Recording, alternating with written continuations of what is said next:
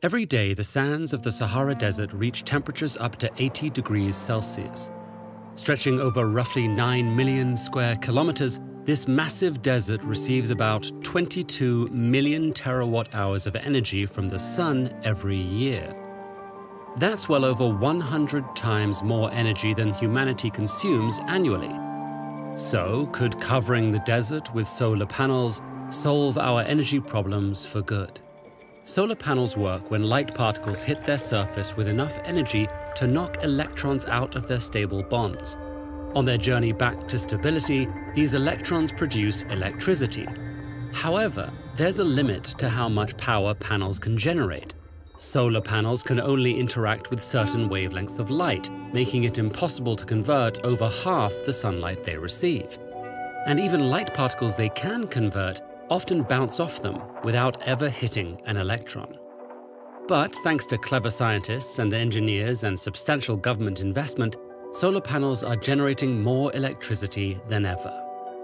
Anti-reflective coatings and patterns on the panel's surface create more opportunities for incoming light particles to hit electrons. These techniques have increased commercial solar panel efficiency from the low teens to 25%, with experimental models reaching up to 47%. What's more, solar's gotten 89% cheaper over the last decade, thanks in part to global supply chains for other technologies that use the same materials. Together, these factors have made solar power the cheapest source of electricity on Earth. Countries including India, China, Egypt, and the US have already taken these new panels into the desert.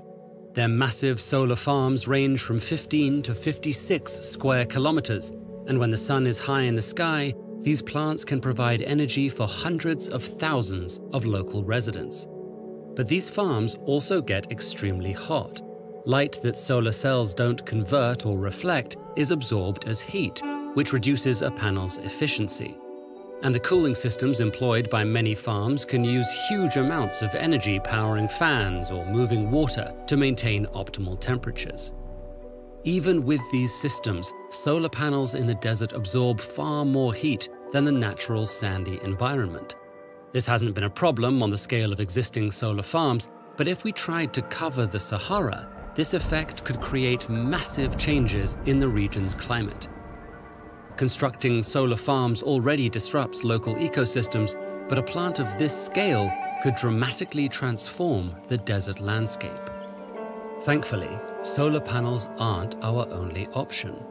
And some of the largest solar plants in the world are trying a new approach: giant mirrors. Morocco's Noor power plant, which will eventually cover roughly 30 square kilometers of the Sahara, is a concentrated solar power plant. This design reflects light onto a receiver, which converts that energy to heat and then electricity.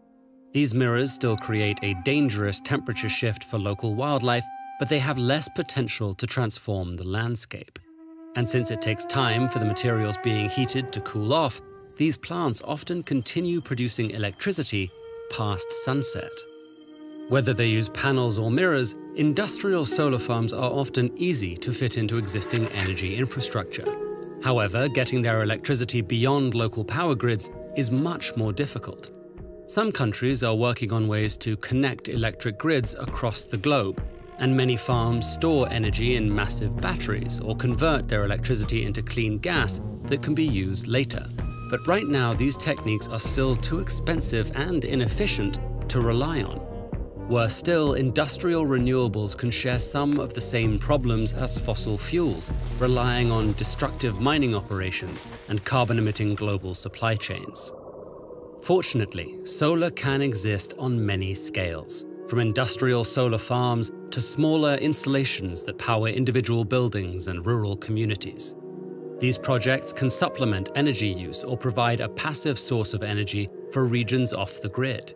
And since solar panels rely on a few simple components, they're quick to install and relatively easy to update. In fact, it's this flexibility that enabled solar to become so cheap and ubiquitous over the last decade. So if we want to keep up with humanity's rising energy use, we'll need answers both big and small.